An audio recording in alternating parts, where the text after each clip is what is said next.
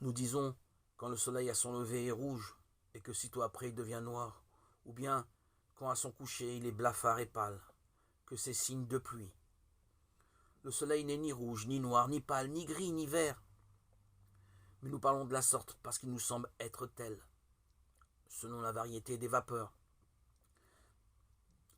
qui sont entre lui et nos yeux, lesquelles le font paraître de différentes façons. Cette image du soleil est utilisée pour nous faire comprendre que l'infini de Dieu ne peut jamais être saisi dans sa totalité, d'un seul regard. Il se reflète dans des actes divers que nous appelons de bonté, de miséricorde, de pardon, de piété. Dans son immensité, Dieu nous échappe, et selon la variété de ses œuvres, nous lui attribuons une grande variété de perfection.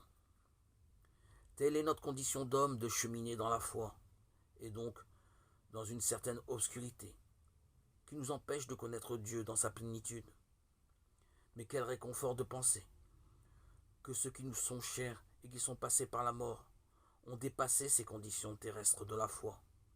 Ils voient Dieu face à face, sans ombre, dans toute sa lumière.